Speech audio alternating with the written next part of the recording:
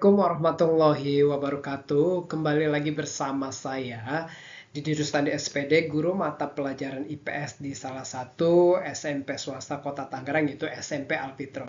Dan kali ini saya akan membuat sebuah video tentang aksi nyata pembuatan materi tentang pemahaman kurikulum merdeka. Jadi saya akan membahas tentang apa itu kurikulum merdeka di video kali ini. Dan tentunya teman-teman yang mau like, komen, kritik dan saran, saya sangat berharap sekali teman-teman bisa ngasih masukan dan sebagainya. Dan tentunya simak video saya sampai dengan selesai ya. Oke, kita akan bahas apa itu kurikulum. Berdasarkan Permendikbud nomor 718 garis miring P 2020, kurikulum adalah seperangkat rencana dan pengaturan mengenai tujuan, isi dan bahan pelajaran, serta cara yang digunakan sebagai pedoman penyelenggaraan kegiatan pembelajaran untuk mencapai tujuan pendidikan tertentu. Jadi kurikulum ini memang dirancang untuk pendidikan di sekolah ya, khususnya untuk menentukan pedoman-pedoman ataupun hal-hal lain yang berhubungan dengan kegiatan KBM.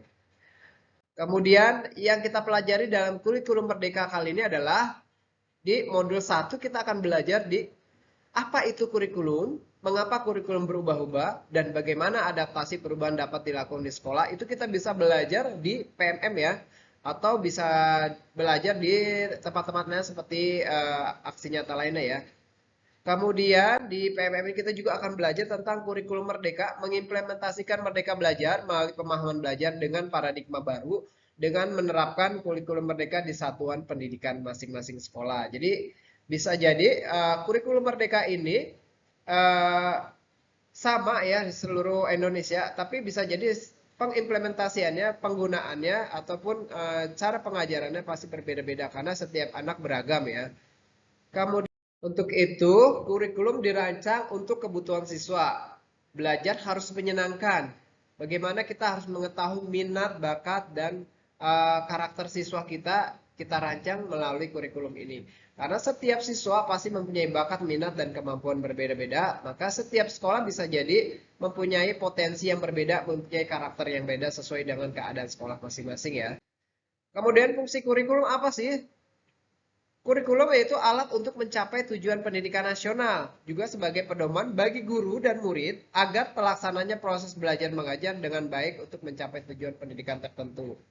Karena sejatinya kurikulum itu dirancang oleh satuan pendidikan masing-masing sesuai dengan karakteristik siswa dan juga karakter sekolahnya ya. Kurikulum sering berubah-ubah. Benar gak sih kurikulum sering berubah-ubah dan mengapa harus berubah?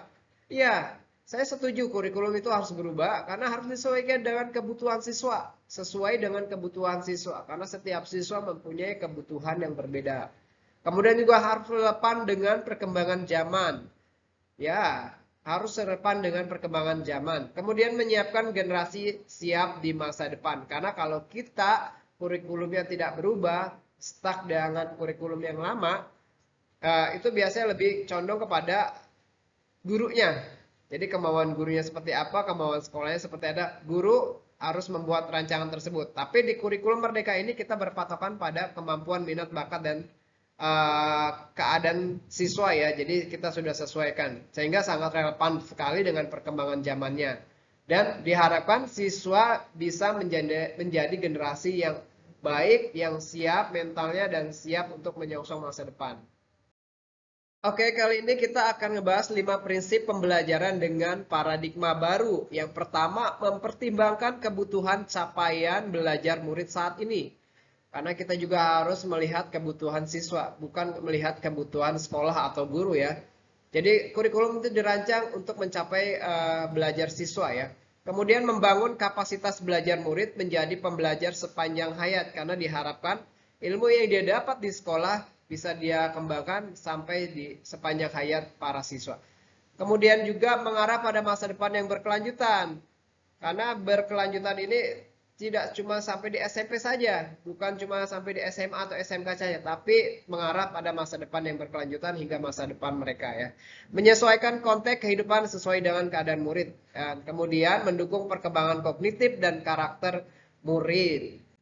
Selanjutnya, Guru juga harus bisa mengembangkan kebutuhan bakat minat dan potensi yang ada pada setiap peserta didik. Dengan demikian, diharapkan dapat menangkal isu-isu kekinian. Seperti apa itu isu-isu kekinian? Yaitu perubahan iklim global, teknologi digital, industri multinasional, serta transformasi budaya.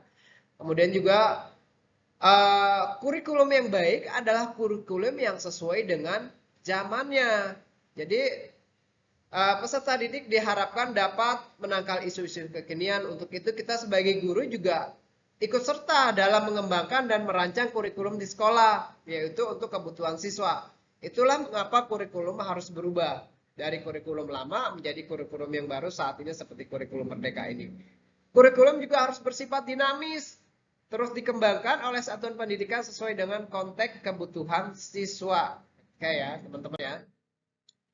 Dan teman-teman juga bisa belajar di kurikulum Merdeka ini melalui beberapa media seperti Helpdesk, PMM, komunitas belajar, atau narasumber praktik baik atau mitra pembangunan yang lainnya ya. Jadi banyak sekali sumber-sumber yang bisa teman-teman belajar dari media-media ya atau komunitas belajar dari BGP dan lain sebagainya ya.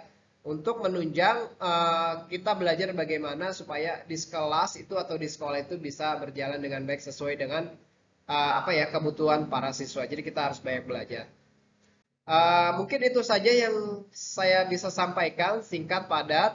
Mudah-mudahan apa ya pemahaman tentang kurikulum Merdeka ini bisa kita pelajari bersama-sama tentunya di banyak media ya. Terima kasih atas perhatian dan mohon dukungannya untuk sekolah kami menjadi sekolah yang lebih baik lagi.